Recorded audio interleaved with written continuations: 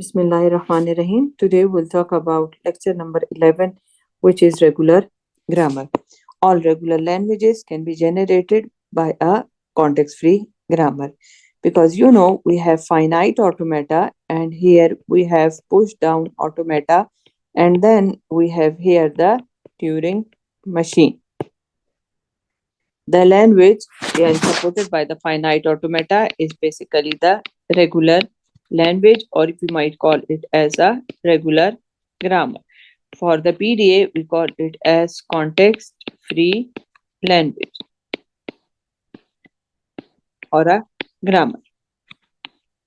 So that's why all regular languages can be, because finite automata is a subset of, you can call it as a PDA. So whatever can be done by the finite automata, it can be done by the PDA. However, whatever has been done by the PDA, it is not necessary it will be done by the finite automata as well. So all regular languages can be generated by a context-free grammar. Some non-regular languages can be generated by a context-free grammar, which is the context-free languages, but not all the possible languages, because all possible languages can be either context-sensitive and recursively enumerable languages. Those languages are the languages that are not supported by the PDA. So that's why here it is written, not all possible languages. Let's assume if we can see this context-free grammar, which says that S implies AB. Here these are all both the terminals, and here it can be A S B. So you can see every time whenever you are adding A, you are also adding B as well. So in this case, first of all, that what we did, the empty is not allowed. So if you see this, it is just like A power n, B power n, with a value of n is basically greater than 0, or we can call it as with a value of n equal to equal to 1 or greater than 1. Repeated application of the second production rule. This is my rule number 1. This one is my rule number 2. Result in this derivation. For example, you can see one time you have actually this rule when you call 1 time, 2 times, 3 times, and so on. Finally, the first production will be applied to form a word at the end. You will maybe replace this S with what? With AP, and when you replace it with this, ultimately at the end, you got a word with all A's first, and then we have B's. It is to be noted that every finite automata, there exists a context-free grammar. Why there exists a context-free grammar? As you see, as I told you, that finite finite automata is basically a subset of PDA. So whatever can be done by finite automata, it can be done by a PDA as well. But whatever is done by the PDA, it is not necessary that it can be done by the finite automata. So all the context-free grammar, we can convert, all the finite automata, we can convert it into the context-free grammar, but only those context-free grammar that are regular can be converted into finite automata. Let's assume if we have this as a finite automata, okay, and what we need to do is we need to derive this particular string. How we can do it? Let's do it together. For example, in this case, first of all, I will start with S. As the string that I want to derive is A, B, B, A, B. So what I need to do here is, first of all, when I am in S, from S, if the input is A, I will move to M. So I will write S, A, M, because I must have to start from here. And if the input is A, it will go to M. Next input is B. So S, A, but I am in M. Okay, you are here. If the input is B, you will lead to M. So here, what I will do is, I will replace this M with what? With B and S. Okay. So the first rule we have was that S implies AM. The second rule was M implies BS. Okay. Now I am in S, and what the next input is B. So if you are in S, if it is B, you will be again in S. So it will be A, B, S in S. When it is B, so we will again be S. Now still we are in S. The next input here is A. So then it means when S is to A, it is M. So this is A, B, B. Instead of S, what we will use? We will use A, M. Now we are in M. The next is also A. So it will be F. So replace. So it is A, B, B, A. Replace M with A, F. The next is also A. So if you are in F, when it is A, you will again be in F. So it will be A, B, B, A, A. Replace this F with B, F. Now here there is an important point, as F is a final state. So that's why we will add this rule that F implies lambda. So we will write A, B, B, A, B. We will replace this F with lambda, and ultimately we can remove this lambda, which is A, B, B, A, B. So it means this particular string is accepted by this particular finite automata. Okay. Now, the second thing is we need to convert this particular finite automata into the context-free grammar. How we can convert? First of all, the first thing is that we need to see the number of the states. The number of states is equal to the number of non-terminal. So here you can see we will be having non-terminal S, we will be having non-terminal M, we will be having non-terminal F. Now S to A is M. So A, M. S to B is S. So B, S. For M to A is F. M to B is B, S. For F to A is F. For F to B is F. Halas? And now, as this is the final state, I will just add lambda here. So this is basically the context-free grammar for this particular finite automata. Now let's see. Here is the path, the same path that we have defined here. So this is the path. And these are the production rules. Here it is written in the Backus normal form. Now you can also, trace this particular string exactly the same way that we did here. Now, based on what we have discussed, let's see what we found. Every word accepted by this finite automata correspond to a path from S to F if the word is accepted. Every path is a step-by-step development sequence. You apply first, let's assume this step, then you apply the other one, which was, if it is, for example, B, so it will come here. So you are applying every step one by one. Every development sequence is basically you are doing what? In each and every step, you are deriving this one. Is a derivation in the context-free grammar proposed. Therefore, every word accepted by the finite automata can be generated by context-free grammar. Let's assume we have this as a finite automata. We make here the context-free grammar based on this particular finite automata.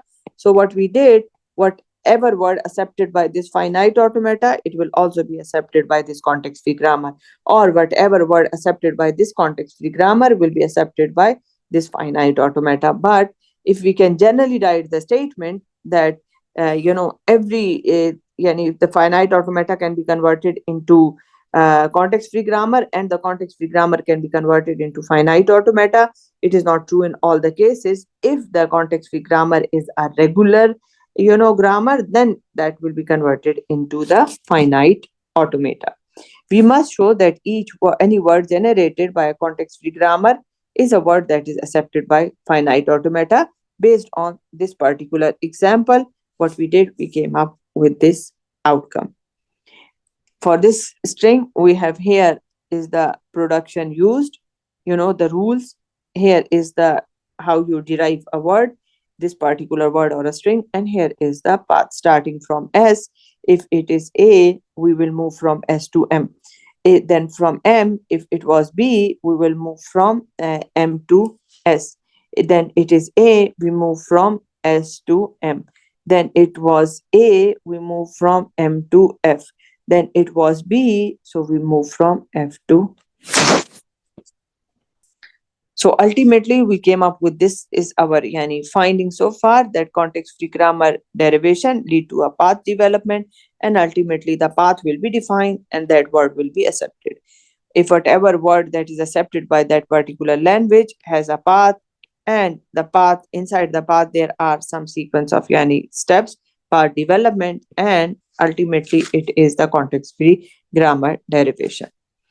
For example, if you want to convert a finite automata into a context-free grammar, or a context-free grammar into the finite automata, how we can do it? We can do it like this. Let's assume, as this is a part of one of the finite automata, we can call, as previously specified, all the states are basically the non-terminals. We can write it as X implies the input is C and will lead to the state Y.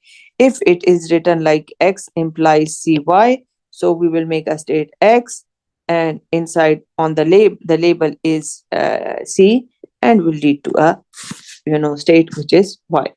Or to all possible termination, how you will terminate that.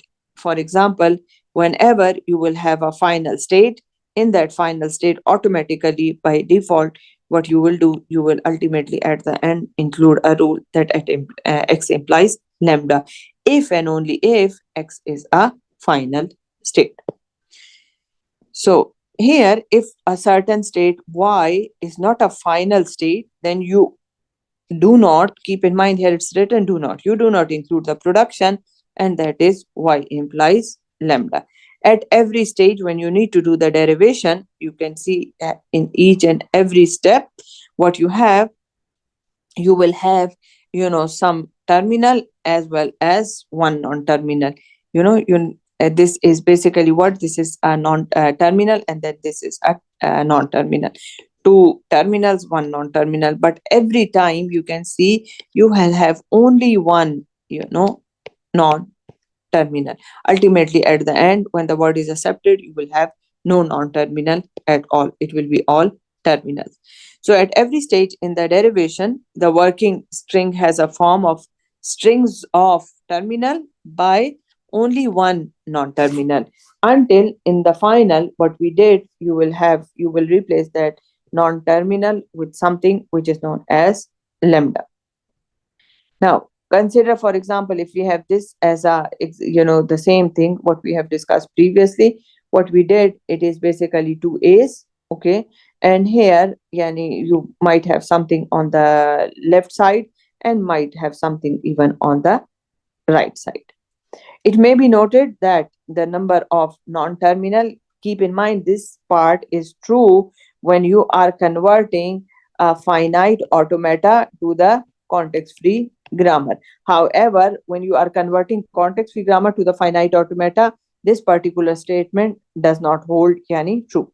So it may be noted that the number of non-terminal, okay, which is S, A, and M, is equal to the number of states, and here there are three states, where the non-terminal S corresponds to the initial state, and each transition basically defines the production.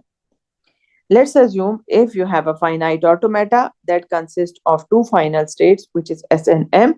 So first of all, what we did, we just extracted all the rules based on this particular finite automata, and ultimately at the end, we saw that S is final and M is final. So what we did, we add lambda to S as well as to M. As S and M are the final states, therefore S is equal to lambda and M is equal to lambda, but not F. Why not F? Because F is not a final state. Now, the language of all the words with an even number of A with at least some A means we cannot start with 0. It will be two even number. So the first even number is 0, but it says at least some A, so it means 0 is not there. So we will have 2, 4, 4, 6, and so on. So what we did here is our finite automata, and let's see how we can sorry, here, yeah, let's see how we can extract the rules. So you can see it will be S equal to, when S is, for S of A is AM, and then for S it is BS. When it is M, M for A is F, AF, and M for B is BM. And then we have F, F for A is this, AM, and for F for B is this, BF. Now, as this is the final, what I will do, I will simply add here lambda. So this is basically the conversion of the finite automata into context-free grammar. Now we know that for the same language, there are multiple context-free grammar. Like for the same language, previously we discussed, for the same language, we discussed multiple finite automata. Same is the case for the same language, there are multiple context-free grammar. We shall prove that a language generated by such context-free grammar is regular by showing that there is a transition graph that accepts the same language. But keep in mind, if someone give us a context-free grammar and ask us to convert it into finite automata, the first step is we want to find out either is it regular or not. If it is regular, then we can convert it into finite automata. Otherwise, for example, if it is non-regular, then it is not possible to convert it into the finite automata. Now, first of all, how we can find out it is regular? Now you can see a context-free grammar is said to be a regular grammar if it generates the regular language. And the context-free grammar is said to be a regular grammar in which each of the production is one of the two form. It can either consist of yani this thing, that a non-terminal consists of semi-word or a non-terminal consists of word. If you see a context-free grammar in which we have either yani this, or yani maybe some of the rules are yani like a non-terminal followed by a semi-word, and some of the rules might be non-terminal followed by a word, it means that particular context-free grammar is a regular grammar, and then you can convert that into a finite automata. So all regular languages can be generated by a context-free grammar, but all context-free grammar cannot be converted, or all context-free grammar cannot represent the regular language, because it might include some of the part which belong to the non-regular language. This can also be stated as all regular language are the context-free language, but the converse is not true, that all context-free language are the regular language. This is basically not true. So let's see what is a semi-word. Keep in mind, in case of semi-word, you might have even one terminal or a sequence of terminal, but on this side, the non-terminal is always yani one. You are not allowed to have more than one non-terminal. So a semi-word is a string of terminal concatenated with exactly one non-terminal on the right side. So this is basically a semi-word. And you know, a word is just a combination of the terminal. And you know that lambda is basically a special kind of word. Now let's do the conversion. For every regular grammar, there exists a corresponding transition graph to that regular grammar. Following is the method how you can build a transition graph from a regular grammar. First of all, you have to define the states. Keep in mind here, defining the states and the number of states and the number of transition, is different. It's not exactly the same when we have a finite automata and we convert the finite automata into a context-free grammar. Here, it is a little bit different. Define the states of the transition graph equal to the number of non-terminal, okay, of a given grammar. Along with that, we have here something else which says that an additional state is also defined to be the final yani state. So that's why when you are converting a context-free grammar to the finite automata, then the number of states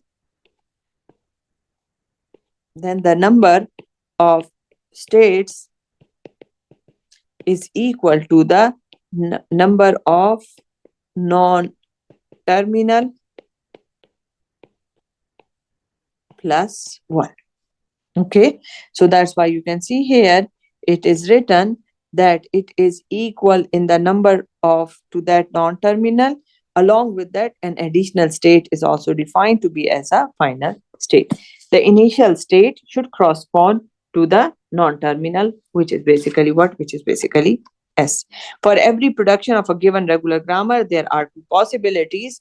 Those possibilities are that it can be either non-terminal followed by a semi-word, or a non-terminal followed by a word. Then the transition of the transition graph would start from the state corresponding to the non-terminal on the left side of the production and would end in the state corresponding to the, because here for this part what we have here non-terminal followed by a semi-word correspond to a non-terminal on the right hand side labeled by some by the string of terminals in the semi-word. However, if it is non-terminal followed by a word, then the transition of the transition graph would start from the state corresponding to the non-terminal on the left side of the production and end at the end to the final state and labeled by the word. Let's see here, for example, in this case, as you can see here, we have only one non-terminal. So first of all, even before trying to solve it, what we need to do is I need to see either it is a regular grammar or not.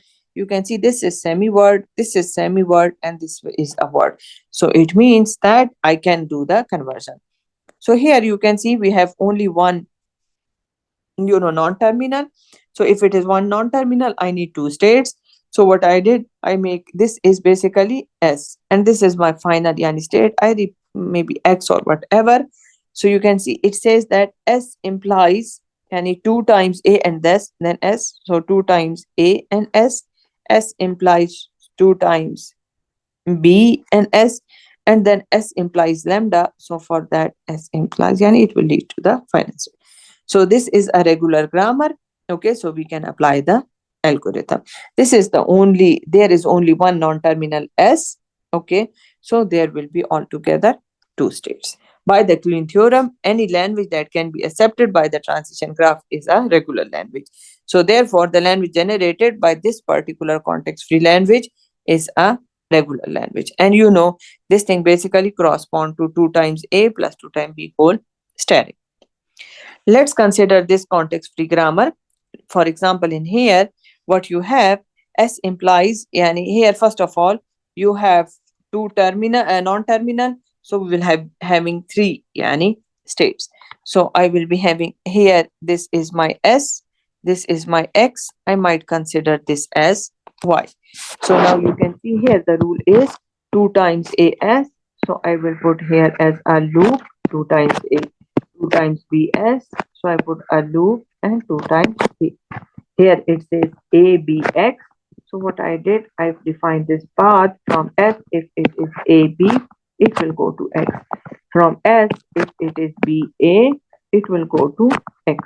And then S is lambda, so lambda here. Now for X, X is equal to 2 times AX and 2 times B. So that's why we define a loop for 2 times A and 2 times B. And X is, when it is AB, it will go to S. When it is BA, it will go to S. And we know that this particular language, this diagram basically represent a language which is even.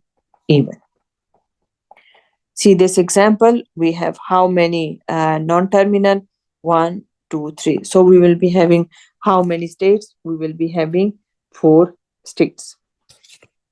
Now in this case, what we did, that this is our S, A, B, and let's call this as X. So you can see it says that S implies AA. So if it is A, it will lead to A. If it is B, it will lead to B. Then A implies AS. When it is A, it will when it is A, it will go to S. And S implies even to A. So what we did, I will just move it to the final state. B implies BS. When it is B, B implies this BS, and B can be equal to B. So this is basically the diagram, the finite automata for this particular context-free language. So the language is exactly the same as the previous one. However, the only difference is it is not including any lambda. So it represent 2 times a plus 2 times b star plus. That's all about this lecture. Thank you very much.